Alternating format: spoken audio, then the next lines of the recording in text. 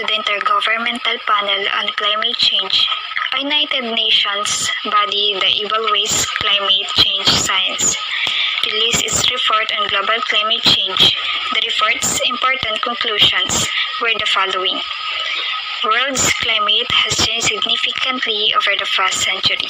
The significant change has human influence using climate models, and if the trend continues, the global mean surface temperature will increase between 1 degree Celsius and 3.5 degrees Celsius by 2100. Why should a few degrees of warming be cause for concern? According to the expert, global climate change could have the greater potential to change life in our planet than anything else except a nuclear war. These changes will also lead to the number of potential serious consequences. But first, what is climate change?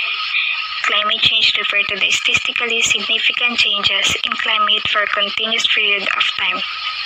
Factors that contribute to climate change can natural internal process, external forces, and persistent anthropogenic changes in the position of the atmosphere or land use.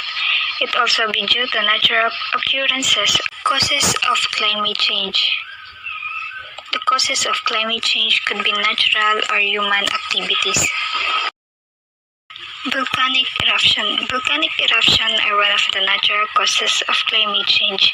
When volcanoes erupt, it emits different natural aerosols like carbon dioxide, sulfur dioxide, salt crystals, volcanic ashes and dust, and even microorganisms like bacteria and viruses. What happened in the violent volcanic eruption is the release of the ash particle in the stratosphere. The volcanic ashes, which have the sulfur dioxide combined with the water vapor. It then forms the sulfuric acid and sulfurous aerosols. The sulfurous aerosols then transported by the easterly or westerly wind. The eruptions of Mount Krakatau of Indonesia in 1883 and the Mount Pinatubo of Philippines in 1991 contributed to the cold year of planet Earth. Eccentricity is a term used to describe the shape of Earth's orbit around the Sun. The impact of the variation is a change in the amount of solar energy from perihelion around January 3 to aphelion around July 4. The time frame for the cycle is approximately 98,000 years. Currently, Earth's eccentricity is 0.016 and there is about a 6.4% increase in insolation from July to January. Academic Emporia, year 2017, states the eccentricity influences seasonal differences.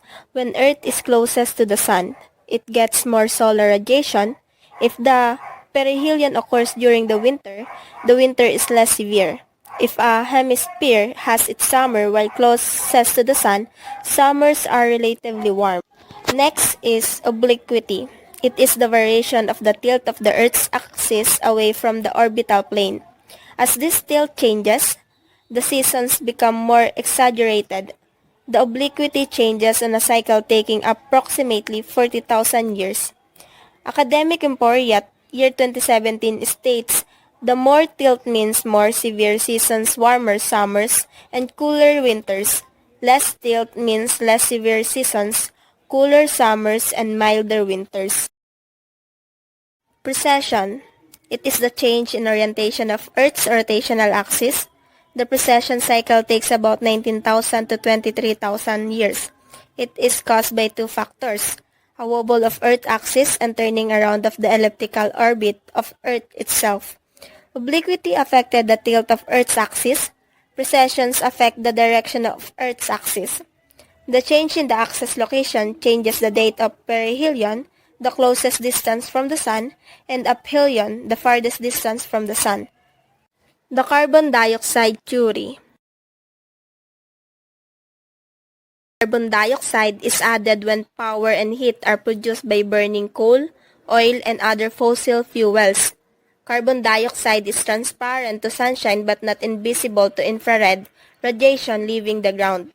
Carbon dioxide absorbs part of the infrared radiation in the air and returns it to the ground, keeping the air near the surface warmer than it would be if the carbon dioxide did not act like a blanket.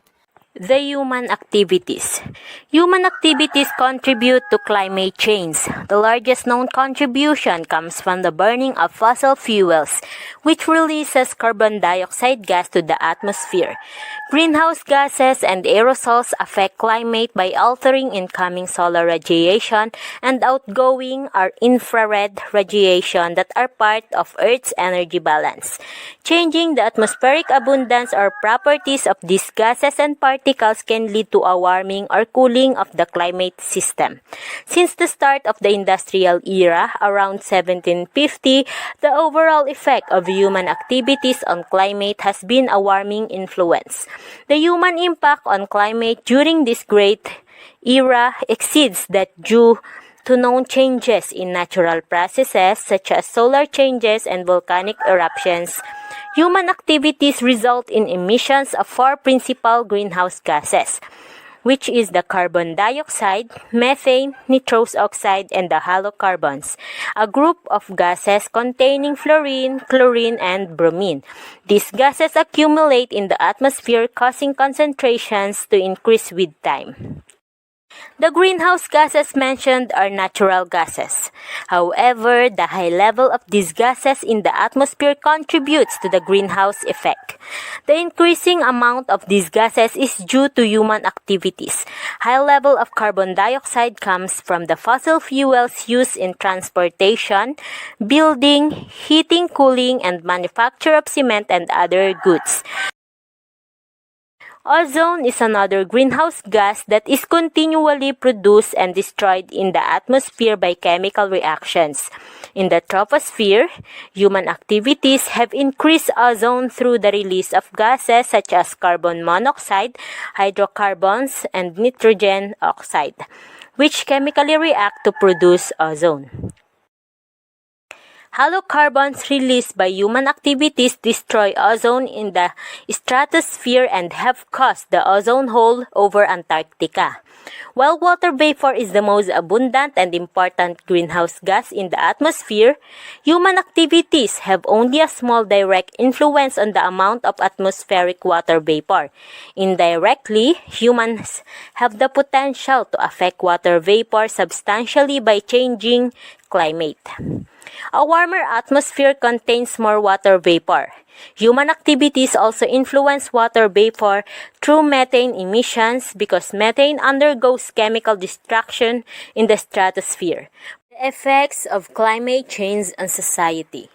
Climate change could cause severe effects to all life forms around our planet.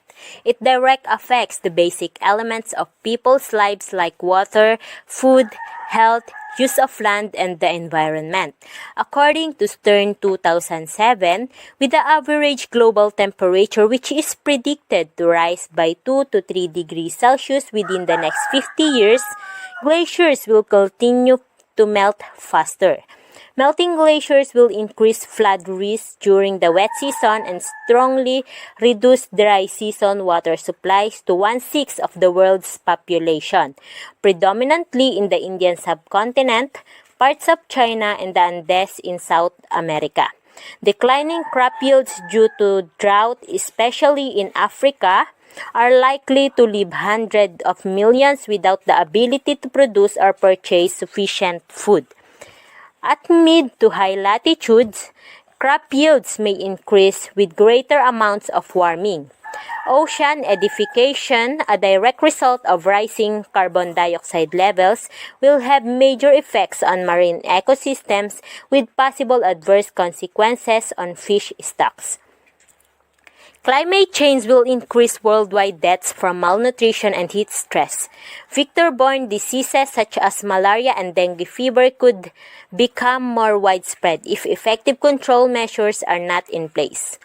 Rising sea levels may result in more flooded areas each year with a warming of 3 or 4 degrees Celsius.